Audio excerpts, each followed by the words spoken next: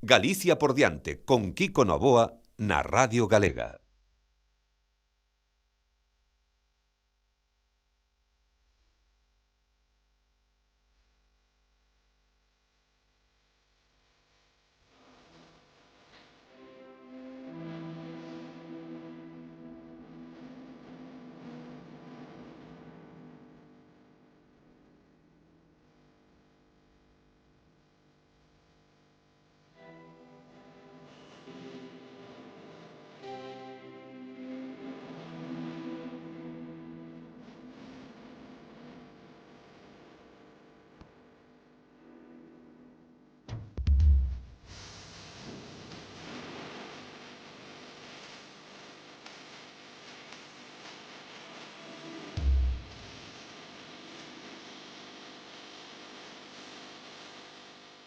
Galicia es un país de tradición oral, un país ahistórico en que la gente no tiene memoria de la época en que pasaron las cosas. La muralla de Lugo, por ejemplo, dirán no que la hicieron los romanos, sino los mouros, los moros, y lo mismo la Catedral de Santiago.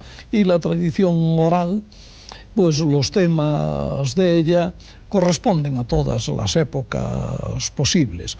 Son siempre pasado, pero de alguna manera, puesto que predican del hombre, son también tiempo presente. Somos un país ahistórico, como relataba o propio mago da imaginación Álvaro Cunqueiro. Fíxense, xa lles contamos esta mañá que isto de pasar do sol á neve, do calor ao frío e da praia á lareira só pode xurdir na mente de alguén que teña unha extraordinaria imaginación. Vivimos tempos que ben puideron nacer da cabeza de Cunqueiro, maquinista de letras que transita entre a realidade e a imaginación. E máis, que ninguén descarte que todos nós esteamos a vivir dentro dun conto do propio Cunqueiro, cal sería o máximo o que poderíamos aspirar. Convídolles que nos acompañen por un universo taberneiro inédito que nin sequera Cunqueiro viu feito a realidade. Ten forma de libro, en el poderán coñecer a historia do Padre Benito, do Pozo de Goiro, do Tolo Coga ou do Merlo de Lousadela. Todo pasa na taberna de Galiana.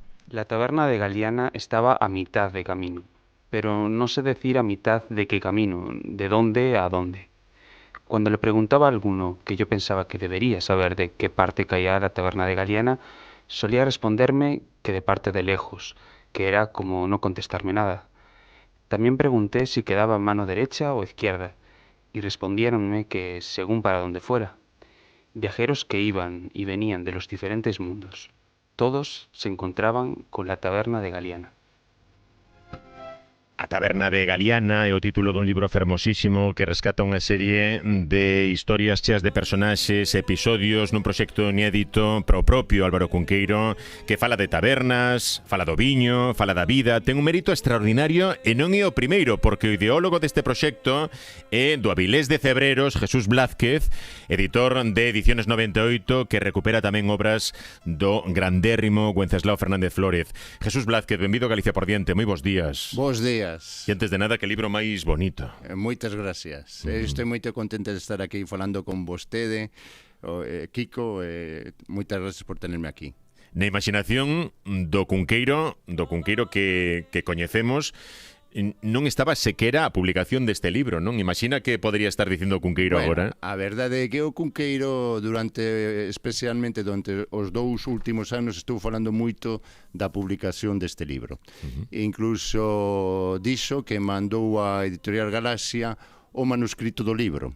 Entón, eu estuve procurando, estuve buscando estes textos inéditos e só encontrei unhas poucas páxinas publicadas na revista Nordés e tamén na revista Griana en Galego, mas eu continuei procurando outras cousas, buscando outras cousas nas fonotecas de Radio Nacional de España, tamén nas hemerotecas, e encontrei periódicos, xornais moito bellos que tiñan artigos sobre tabernas e tamén tiñan máis artigos sobre a taberna de Galiana. E como vai nacendo esta idea, que ao principio será unha idea seguramente de curiosidade, non? Ata convertelo nun libro. Pois eu estaba na taberna do Baleco, en Mondoñedo, todas as noites de sábado eu villa por allí na xanela un corvo preto. Xa a última noite dos difuntos do ano Pero isto pasado... da realidade ou é historia cunqueiriana? Vamos a ver, nunca se sabe. Cuando estamos falando do Calcoiro non sabemos o que é verdade o que... É certo. Bueno, isto é unha brincadeira, certo moiro, non é brincadeira, mas a verdade, eu pensaba, eu tiña lido diferentes entrevistas con o Álvaro Cunqueiro que ele tiña na cabeza, na cachola do porcos, non é correcto, é cabeza, na cabeza, ele tiña na cabeza publicar un libro falando das tabernas, falando das historias que os parroqueños contan nas tabernas, das parrafadas que eles ten ali, porque o falar non ten cancelas. Isto díxome unha persona que estaba na taberna de Mondoñedo con o propio Cunqueiro, díxome, eu comentei isto con o Cunqueiro, díxome, ao falar non ten cancelas, e depois utilizou ele. Entón, concebí a idea, comecei a compilar todos os artigos, todos os textos disponíveis sobre a taberna de Galiana e tamén sobre outras tabernas imaginarias e fantásticas. Este é o xermen da idea. Que felicidade, non? Cando un pensa en Cunqueiro e converte un ancello, un desexo persoal nun libro que agora podemos explorar e coñecer. Sí, isto é así. O primeiro, porque para mí ler Cunqueiro me fase feliz, alegra a vida. Esta é a primeira coisa. Isto, para mí, Cunqueiro é un escritor único. Non só é o único para Galicia. Eu penso que Galicia é un escritor universal moito característico, mas a vez absolutamente universal, que ten esta originalidade única. Entón, só podo pensar en Borges ou xente así, pero ninguén é como ele. Entón, esta imaginación, esta fantasía, esta memoria deformante que ele tiña, lo mostra moito ben nos libros. Era unha persona que, o primeiro, nació na terra de Miranda, no Mondoñedo. Mondoñedo é un mundo máxico. Eu acredito, porque eu estou agora visitando moito Mondoñedo. De feito, presentará o sábado tamén este libro, non o perda, no seminario ali en Mondoñedo. Exactamente. É a primicia, porque eu teño que presentar na terra mediante a terra do mago Merlín, a tenda do mago Cunqueiro. E nesta terra, o primeiro, a paisaxe é moito lindo, é unha beleza, o clima é fantástico, eu adoro a choiva, eu adoro os cambios. Vostedes ten a sorte aquí en Galicia que ten en un día diferentes días. Sí, é certo, é certo. A climatoloxía é moito Igual cambiante. non era necesaria tanta sorte, pero é a sorte que temos. Sí. Tamén ten unha gastronomía fantástica. Eu como moito ben no Mondoñedo. Sí. Os viños galegos son fantásticos. En esa terra onde nació Cunqueiro está tamén o Camiño do Santiago, tamén sufriron as invasións dos vikingos, os romances carolingios e os romances bretones circulaban por ali. Ele escuitaba desde pequenininho, desde que era un pícaro, e tomaba nota de todo. E tamén iba ás tabernas. A primeira taberna que ele foi en Río Torto. En Río Torto ele iba a la taberna e facía as contas sobre a tabla do mostrador. E o taberneiro corregíale os números. Isto, pero aproveitaba tamén Cunqueiro de vez en cando para ir a los bocois e tomar un poquinho de viño. Sí. Entón, este é o orixán de todo. Entón, nas tabernas de Galicia, nas tabernas de Lugo, nas tabernas de Santiago, cando estaba na universidade, nas tabernas de Mondoñedo, ele coñeceu moitos paisanos máxicos, tomaba nota de tudo e despois transformaba todo isto na grande literatura que ele escribiu nos libros. E isto é a súa historia desas tabernas, a historia da xentiña galega que asistía a esas tabernas. Pero tamén ten outra dimensión, que era todos os grandes escritores que ele adoraba, por exemplo, Cervantes, Dickens, Boswell, Dr. Johnson, eran xente que tamén gustaban das tabernas, das experiencias das tabernas, e escribiron sobre ventas. No Quixote nos temos as historias do Don Quixote nas ventas e todo isto do licenciado Vidriera, pero tamén Pepys, o escritor inglés, tamén escribiu sobre tabernas, o Cunqueiro visitou unha taberna en Londres onde estuvo Pepis e pensou que se reunía allí con ele mismo. Entao, todo eso está neste libro. Ten a dimensión literaria fantástica que grandes escritores que adoraba a ele, como Dickens, Boswell, asistían ás tabernas, escribían sobre as tabernas, Cervantes, e tamén as personaxes que aparecen nos libros destes grandes escritores estaban en historias nas tabernas. Entao, eu entendo que o Cunqueiro sempre pensou neste libro, a Taberna de Galiana, e finalmente non pudo publicar porque os últimos 2 anos foron moito ruins para ele, por a enfermedade, pero agora, 42 anos depois da morte dele, 80 años de que escribira o primer texto sobre a Taberna Galiana, que estaba inédito até agora, que ainda está, que já está publicado aquí. Eu teño a satisfacción. Como deu con el, con este? No, porque eu tuve a sorte de ir á Biblioteca Nacional, na Biblioteca Nacional de España. Ele ten unha maravillosa hemeroteca. Entón encontrei unha revista que chamase Fotos. Acontece que o Cunqueiro escribiu nesa revista diferentes artigos ao longo do tempo e ninguén encontrou até agora. Eu tuve a sorte de encontrarlos. O primeiro texto que eu encontrei era sobre a Taberna de Galiana. Cando ele tenía 31 anos, escribiu este primeiro texto en castelán para esta revista, e despois escribiu textos sobre tabernas tamén para esa revista, e outros textos. Por exemplo, há un texto fantástico no libro sobre os murais, as pinturas murais que ten a Catedral do Mondoñedo, a matanza dos inocentes, a matar dos inocentes. Para ele, esta non son os inocentes, son os vikingos, son as invasións vikingas de Galicia. Cunqueiriza, non? Exacto. Ele escribe unha historia neste libro que era inédita até agora.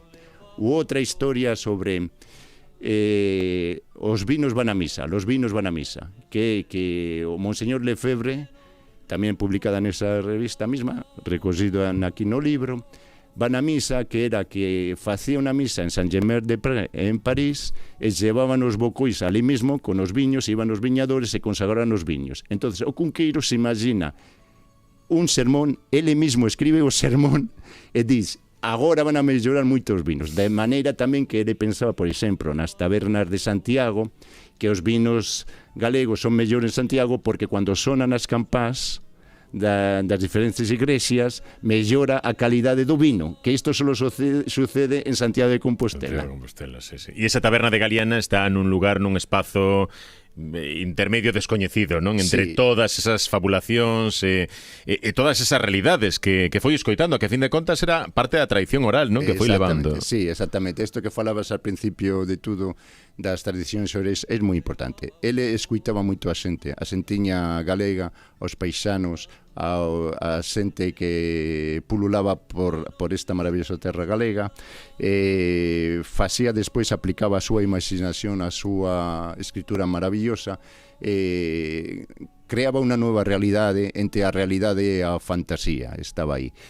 E a Taberna de Galiana é unha idea que ele ten desde moito novo. Ele tiña 31 anos cando comenzou a escribir sobre a Taberna de Galiana, e foi as últimas páxinas que escribiu na vida probablemente tamén foron sobre a Taberna de Galiana. De feito, se publicaron póstumamente na revista Griar un año despois da súa morte.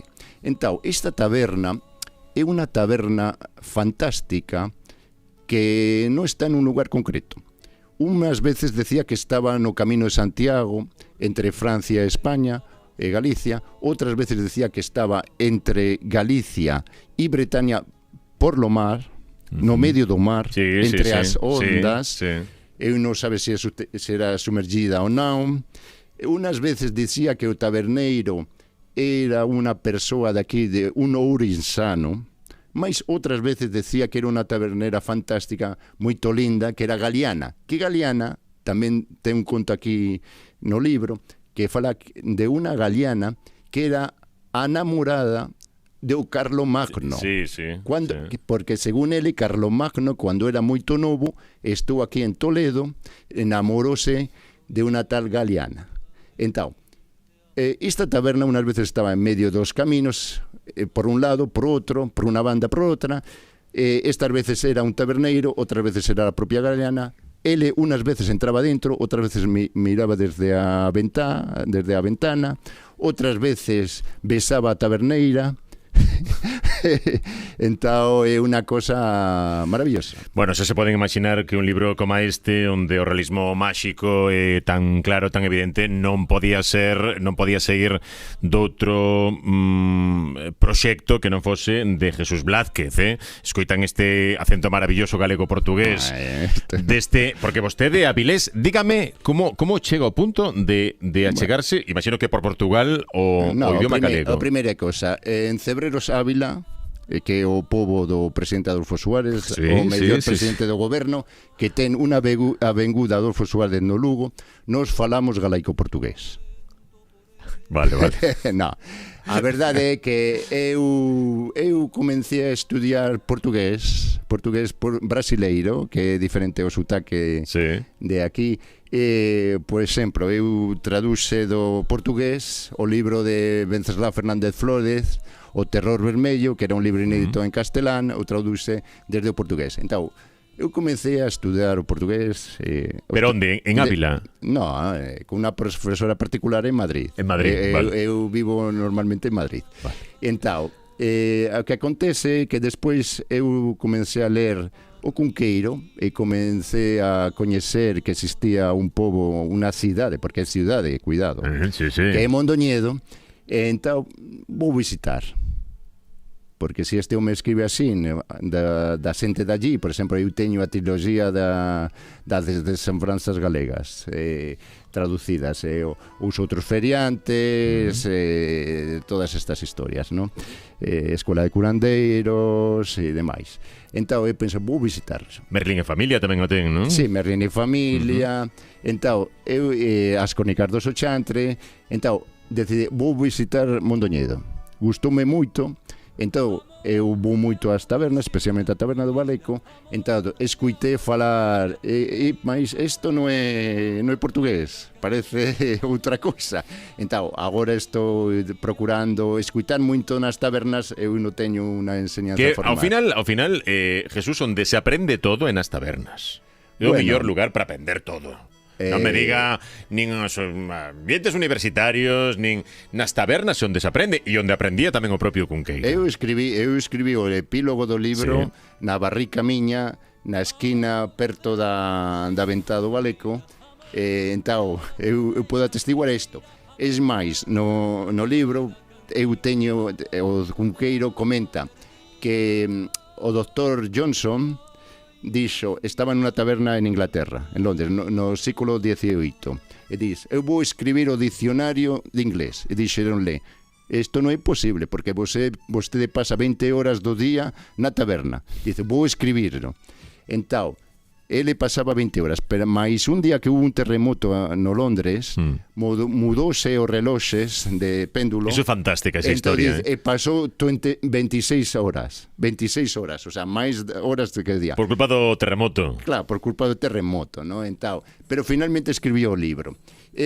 Pero eu penso que nas tabernas, al menos nas tabernas auténticas galegas, va xente moito característica, e se vostede escuita a xente que allí está, va aprender moitas cousas. Eu aprendi moito sobre as matas, eu aprendi moito sobre as feiras, eu aprendi moito sobre os bons vinos. Por exemplo, dixeronme, você non ten que beber Rioxa. Onde lle dixeron iso? Eu fui unha troula, claro, e se pasa a troula bebendo Rioxa non va a aguantar todo o día. Se quedamos tomar viño, o Rioxa estamos falando de refrescos. Viño outra cousa. Nos íbamos en autobús. Xa. Entón, dixeron, você ten que tomar mencía, e agora mudeume a mencía, porque con isto eu podo soportar o ritmo. Bueno, detrás de esta editorial está Jesús Blázquez, editorial Ediciones 98, Ediciones 98, que... bueno, ver traducións de Walter Pater, de José María Castroviejo, do propio Cunqueiro, de Wenceslao Fernández Flórez, de Stefan Zweig, non? Son, no caso de Fernández Flórez, por exemplo, é increíble que teñamos que recuperar a escritores que son auténticas bestias internacionais, non? E que igual ainda non somos capaces de entender aquí neste país, en Galicia, o que significou Wenceslao Fernández Flores e o que debe seguir significando. O caso de Cunqueiro é igual. Claro, Non? e non son Fernández Flores. Eu teño tamén no miño catálogo outro galego. O galego máis galardonado na literatura, que é Camilo José Cela. Entao, eu teño diversos libros de viaxen de Cela moito bons, e tamén temos que recuperarle. É inacreditable, mas así é a coisa. No caso de Wenceslao Fernández Flores, eu xa teño publicado 6 libros, a tetraloxía sobre a Guerra Civil. Comecei por o Terror Vermello, que estaba inédito en castelán. Continué por a novela número 13, outro inédito, Crónicas da Guerra Civil, porque eu encontré na Fundación Fernández Flores allí en Cecebre, eso, non me lembraba do nome. Encontré Alicia, que é unha maravillosa persoa, gusto moito dela, un saludo. Vigo grande Alicia. Entao, allí encontré os mecanoscritos inéditos das Crónicas de la Guerra Civil que nunca publicou na vida. Eu publiqué aquí tamén dentro da tetralogía de la Guerra Civil de Fernández Flórez. Entao, e non só iso, o Bosque Animado, que é un dos libros das mellores novelas, máis maravillosas novelas, a Fraga de Cecebre, que vostede pode ler na vida, que tamén alegra a vida, como Cunqueiro. Entao, tamén temos que recuperar a Wenceslao Fernández Flórez, que infelizmente eu penso que a xente non valora suficientemente por motivos políticos. Exacto. É unha pena porque a mí non me importa si era adúltero ou non Lope de Vega ou as intenciones políticas de Miguel de Cervantes. Para mí o máis importante é isto. O mismo con Josep Pla. Eu tamén editei a Josep Pla. Entón, Josep Pla tiña a súa ideoloxía, pero este debate eterno de si debemos separar a arte da persoa. Algunha vez temos falado disto, non? De isto pasa como no fútbol. Eu sei que Maradona é do peor ser humano que pode tal, pero vexo un gol de Maradona e a min emocioname. Claro. Igual que me emociona Wenceslao Fernández Flores. Estea de acordo non estea de acordo políticamente. Eu sou da Lete de Bilbao, pero fíxome tamén socio do Real Madrid porque eu estaba un pouco aburrido e dixeronme un amigo, por que non se faz de socio? Va a ver, pero eu sou de Bilbao. Eu vou tamén no Real Madrid, eu vou moito aos partidos del Barça cando era o gran Barça, porque gustábame moito como xogaba o Barça, que xogaba mejor que Real Madrid. Pero, infelizmente eu tamén asistí ao centenariazo cando foi o Deportivo da Coruña e ganaron vostedes. Home, por favor, ese momento histórico. ¿Y por qué? ¿Por qué recuperar todas estas voces desde un editorial modesta con vostede? ¿Por qué? Totalmente modesta, non teño subvención de ninguén. E por eso isto é moito importante. Eu teño pouco diñeiro e o pouco diñeiro o perdo publicando libros. Pero por qué? Porque gústame moito a literatura e gústame moito os autores que eu publico. Josep Pla, Fernández Flórez, Camilo José Cela, Pío Baroja, Cunqueiro, e eu quero compartir con a xente os bons ratos que eu paso lendo os libros de todos estes autores. E eu encontrei que moitos destes libros estaban inéditos. Por exemplo, tamén Stefan Zweig. Eu publiquei libros inéditos de Stefan Zweig. Eu publiquei libros que a xente non tenía acceso a eles, para compartir con eles, para compartir o disfrute da vida que significa o ler. Porque lendo a vida é mellor e máis alegre. Non hai maior goce. Exactamente. E a xente nova a darse conta disto. É vostede optimista sobre o prazer da lectura? Eu sou optimista porque eu acho que quen lea o primeiro libro de Cunqueiro, o primeiro libro de todos estes autores que teño no catálogo, va a continuar lendo o resto do catálogo. Esta é a idea, que a xente coleccione os libros de ediciones 98. Son libros ben bonitos, libros agradables tamén para coller, para compartir, para gozar, neste caso de grandes, non, que continúan aí esperando a seren abertos por nós. E o formato é perfeito, porque vostede cando ten estes libros grandes, moito pesados, no, perfecto. Este libro vostede pode chevar a cama. Se vostede lleva un libro con capa dura, moito pesado, é como clavar unha puñalada no peito. É mellor este libro é perfecto, este está aquí na cama. Podelo dobrar, mover. Así, con unha mano, perfecto. Sí, señor. Jesús Blázquez, un placer. Temos cita con vostede este sábado en Mondoñedo. Sí. A 7:30, creo, non? A 7:30 da tarde en Mondoñedo, no Seminario Conciliar. Vou presentar con o señor alcalde de Mondoñedo, o Coengo, como se O Coengo do Catedral de Mondoñedo, don Pedro Díaz, que coñeceu moito a Cunqueiro, falarnos da súa experiencia tamén con Cunqueiro. Moitas gracias por estar aquí. Invítoles a todos ustedes a presentación do libro no próximo sábado no Seminario Conciliar Santa Catarina de Mondoñedo a 7:30 da tarde. Entrarán ali e non saberán onde comeza a verdade. A verdade sempre é a verdade, non? Pero a imaginación e a realidade. Unha cosa, antes de pechar. Este é o próximo libro tamén dun autor galego. De Blanco Amor. Blanco Amor. Eu quero recuperar tamén a Blanco Amor, un autor moito postergado. Os Víos Bardos, los Víos Bardos, con a traducción dele mismo, que reescribiu o libro, porque non é o mismo Os Víos Bardos en galego que Los Víos Bardos aquí. É o mismo con Las Crónicas de Xoxante e outros libros que eu publiquei. Cunqueiro reescribía os libros cando os pasaba a castelán. Entón, é un bito a todos ustedes a ler non só Cunqueiro en galego, que tamén, pero tamén en castelán, porque le reescribía os libros totalmente, lo mismo que Eduardo Blanco Amor. Poucos países haberán no mundo con esta cantidade de escritores por metro cadrado. Non sei que pasa, eu penso que ese é un Mencía ou Albariño, non sei que ten que ser. Jesús, brindamos con ese Mencía ou Albariño. Moitísimas grazas e parabéns por todo este traballo. Moitas gracias.